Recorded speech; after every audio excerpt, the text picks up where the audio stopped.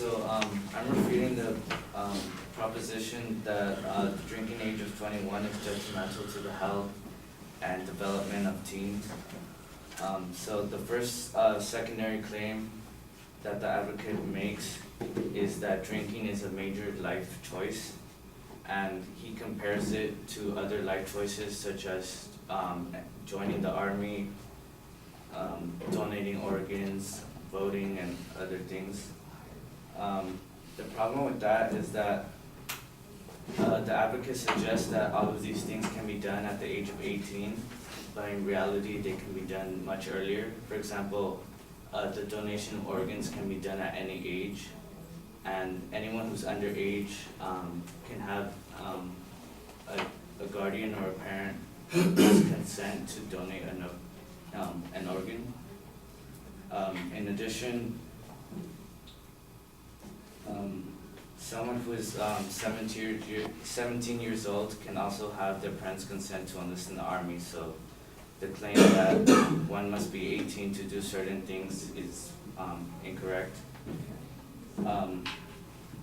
The advocate also claimed that the age of 21, the drinking age of 21 has led to multiple deaths of underage drinkers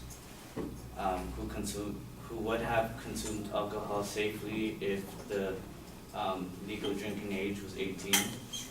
But the advocate then cites a case of a 14-year-old girl who died of alcohol poisoning, but that case is irrelevant because she would still have been underage even if the legal drinking age was 18. The secondary claim that the advocate makes is that many teens are now exposed to alcohol, so what is the point of making the legal drinking age 21 and keep it 18?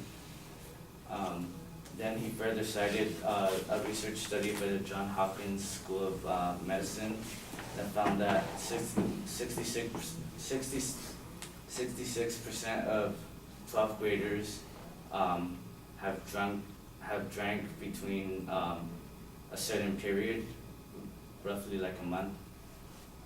That fact fails to recognize the number of underage drinkers because it only acknowledges 12th graders and not people that are younger than that age. In addition, they start talking about like deaths that are caused by underage drinking and fails to acknowledge that there's far more alcohol-related deaths. So,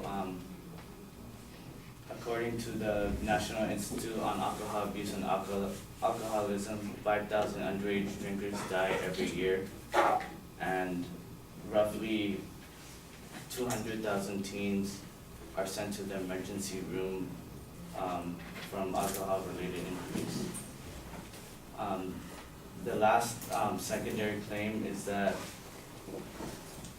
controlled substances such as salvia and tobacco are legal, yet alcohol is not for people of the age of 18. This is a claim of value instead of a claim of fact because the advocate is making a judgment and is attempting to prove that it is wrong to have certain controlled substances available to those of the legal age of 18 while keeping other substances such as alcohol available to those at the age of 21.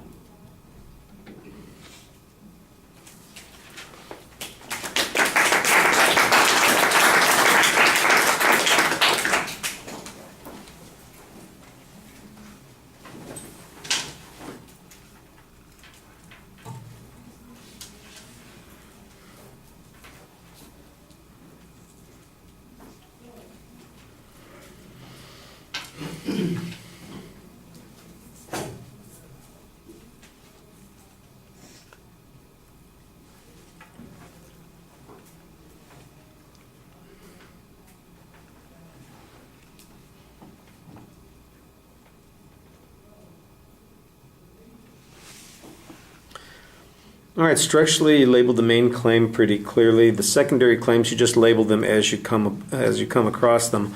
On the first point, I think the argument here that it's a value claim is appropriate on this particular point.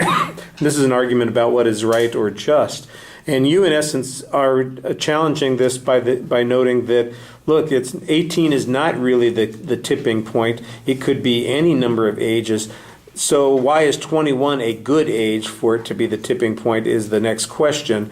I think that there is an argument to be made here that says that decisions have to be made. You have to have a cutoff point someplace, but exceptions might exist for some reasons. And there's a reason that the drinking age is 21 and not 18, which would allow you to introduce some of those reasons. And I don't really think you get much of a chance to talk about that as a consequence. You've kind of preempted your ability to make the argument that there are harmful consequences to having an 18-year-old drinking age.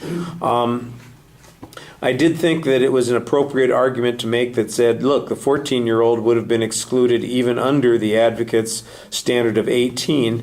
If that's the only evidence that they have at that particular point, then I do think that there really is a problem with that argument. The issue about on the second point, that the kids are being exposed under the age of 21, I think that you kind of make a reasonable challenge here. This is, but what about those below the 12th grade level? You don't have any evidence on your own on that. It's a reasonable question to make, but I think there are stronger arguments to make that says that the exposure does not necessarily equal regular use or consistent use.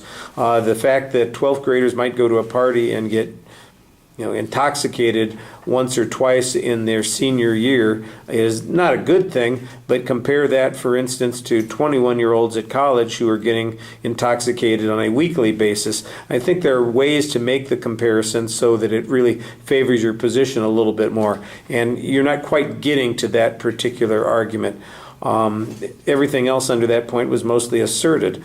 Then the argument about the underage drinking deaths, see, to me, that's the strong argument that you ought to be making up above and say one of the reasons that the laws are at 21 is because we've discovered that there are different ages at which these things decline or become less problematic. And here's some proof on that. I think that you've got some pretty good information about what the potential harms are. There are 50,000 dead or 5,000, dying each year, 200,000 in the emergency room.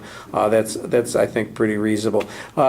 Your argument about the comparison at the end, I think, is okay, but let's face it, the comparison, both of the substances that the advocate uses to suggest that this is a wrong value, and you're right, it is a value argument, are still things that we're trying to control. We would discourage people from doing. Let's just take tobacco, for instance.